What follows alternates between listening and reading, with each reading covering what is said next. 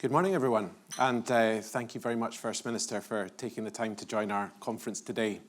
I know that you recognise, and it was very clear from your presentation, that the vital importance of wild salmon to the River Tay, to the wider wild salmon community and to the local economy in your constituency. As I think we all know, Scotland's defined by its rivers and freshwaters. It's impossible to be anywhere in Scotland and be any distance from a river, as this wonderful map clearly shows. These rivers don't just flow through the landscape, they flow through us. They connect us to our heritage, nourish our communities, and remind us of the fragile balance we share with nature.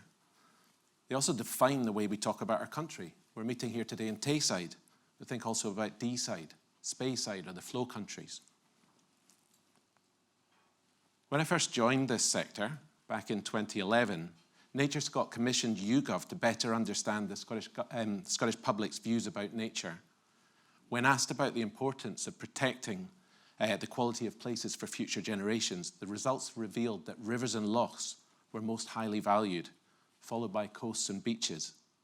And the top 5 wish list of things people wanted to see for the Scottish environment were, in order, clean waters around the coast, litter-free beaches, well-maintained parks in towns and cities, wild salmon living in Scotland's rivers, and an end to bird of prey persecution. Our rivers and the wild salmon they support are front and centre in the Scottish public's thoughts, and I don't believe that position has changed at all since 2011. The Scottish Government has recognised this through the publication of the Wild Salmon Strategy, and that strategy in turn reflects the work that we and our partners have done to make the case for protecting and restoring our iconic wild Atlantic salmon. We now need to ensure that that strategy is delivered in full. The capacity of Fisheries Management Scotland, and indeed our membership across Scotland, is limited. And that's why we're committed to working in partnership with government, with agencies, with fellow NGOs and businesses across Scotland. And that's also why the theme of today's conference is working in partnership to deliver solutions. And I want to draw on a recent example of partnership working to emphasise this point. In January, members of the Missing Salmon Alliance came together with international partners to deliver a major conference called Wild Salmon Connections. And you'll hear more about Wild Salmon Connections in the next session. But I do want to reflect on a couple of key messages from that event. We had the very great privilege to be joined by Fawn Sharp of the National Congress of American Indians. And Fawn gave an incredibly inspiring and powerful presentation highlighting the leadership of Indigenous peoples for salmon conservation. And Fawn noted that salmon can't get out of the rivers to defend themselves. This is our challenge, and it's the challenge that we all must rise to if we're going to address the nature crisis. We were also delighted to welcome Professor Sir Dieter Helm, Professor of Economic Policy at the University of Oxford, and he emphasised the critical importance of protecting and restoring natural capital, everything that nature provides us for free.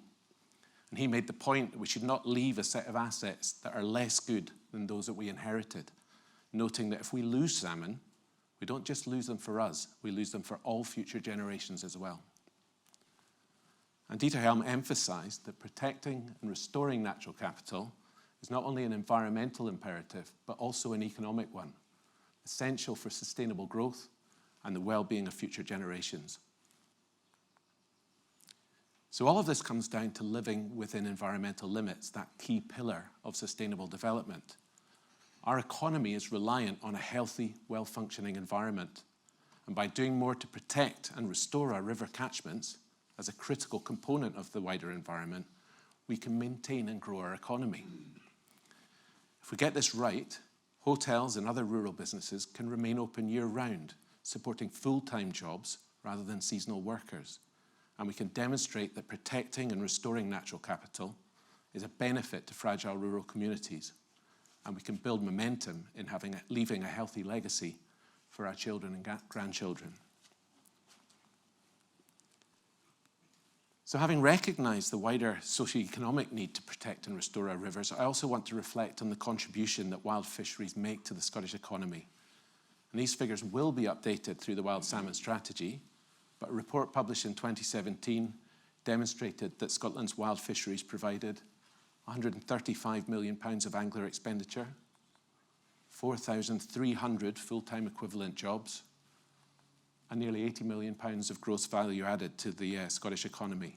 And just to put that in context, the wild fisheries sector employs more people than the Scottish commercial fishing sector. Now, I think we all know that Scotland's rivers and lochs are not what they used to be, and we also know that we need to work hard just to maintain the figures on this slide, let alone improve on them.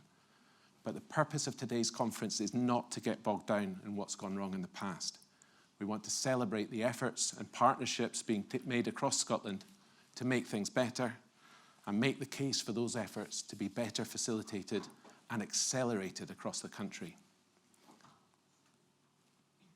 To that end, we've reviewed our approach and we've refined our strategy. We remain committed to working cooperatively to identify and deliver solutions on the ground. But our approach is to champion evidence-based conservation, restoration, protection, and management. To deliver strong advocacy and meaningful engagement. To develop and maintain strong partnerships. And to build capacity and resilience within our membership. And through our membership of District Salmon Fishery Boards, the River Tweed Commission, and Rivers and Fisheries Trusts across Scotland, we have nearly full coverage of Scotland, and we now have the Orkney Waters Trust joining the fold as well. My team has the enormous privilege of representing a community of people dedicated to protecting and restoring Scotland's rivers and the species that rely on them. And a key task that we all have is to make people care, and I'll return to that point later on. So over the last few years, we've helped coordinate a number of major projects, working closely with all of our members to support efforts to improve our rivers and restore wild salmon. And working with the Marine Directorate, we developed a map-based approach to identify and map the pressures that wild salmon and other species face. And this approach will form the basis of Scottish Government reporting to the North Atlantic Salmon Conservation Organisation to demonstrate how we're meeting our international obligations on salmon.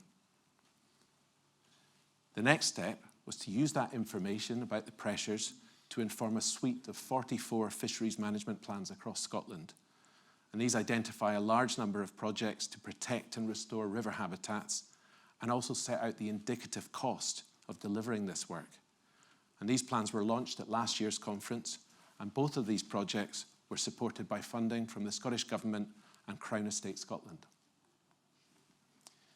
And the third phase, which you'll hear more about in the next session, is to establish a Scottish Rivers Fund, through which we hope to attract corporate contributors to finance the delivery of locally prioritised restoration projects. So we're working hard to make things better, but what needs to happen in Scotland? Well, working with our partners in the Missing Salmon Alliance, we've developed 5 key policy asks for Scotland. We want to see appropriate legislation which puts wild salmon first, and that includes the swift delivery of the crucial commitments in Scotland's Wild Salmon Strategy. It also includes the delivery of statutory nature recovery targets that benefit wild salmon through the Natural Environment Scotland Bill. And as Jim mentioned in his question, that bill, in our view, is also a really important opportunity to increase the penalties for the most serious wild salmon poaching offences in line with other serious wildlife crimes. And we need to demonstrably achieve our international obligations through appropriate regulations of interactions between fish farms and wild salmonids. We want to see polluters pay by ensuring that fines serve as a genuine deterrent to illegal activities. Regulations must be strictly enforced and require polluters to cover the full cost of any environmental harm. This includes strict enforcement of SEPA regulations, including the general binding rules which govern agriculture and forestry. And we also believe that relevant financial penalties relating to the freshwater environment should be ring-fenced towards river conservation efforts. Free access to cold, clean water includes the full delivery of the programme of barrier removals and easements identified in Scotland's river basin management plans.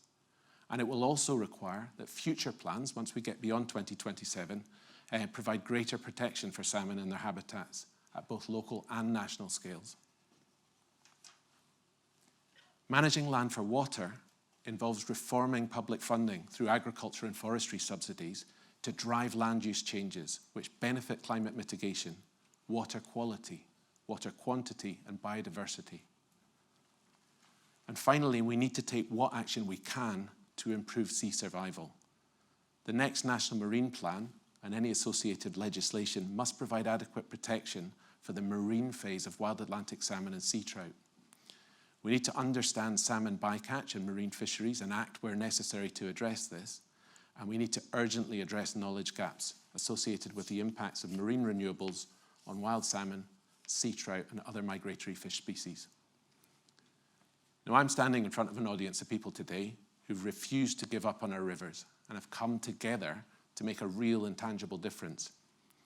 At the side of the room there, you can see, and in our annual review that we published today, you can see examples of the amazing work that our members have delivered to remove barriers to fish migration, to connect communities with the freshwater environment, to restore acidified streams, to identify and make the case for protecting important spawning grounds for herring, and to support the recovery of salmon in newly accessible habitat. There are many people across Scotland who work tirelessly to build evidence and make the case for addressing impacts, even when these impacts were obvious to us from the start.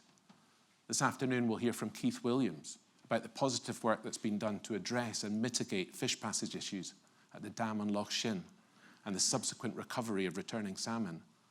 And we'll hear from Willie Yeomans about the incredible recovery of the River Clyde.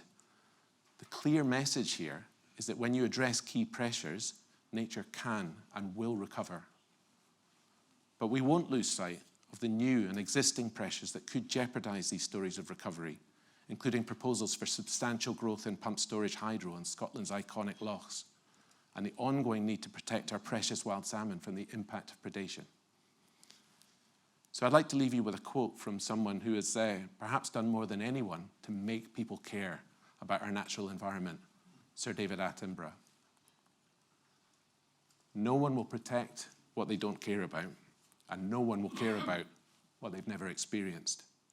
So it's all of our jobs to make people care about our rivers, about our wild salmon and the other species reliant on our rivers, and about addressing the pressures that threaten their very existence.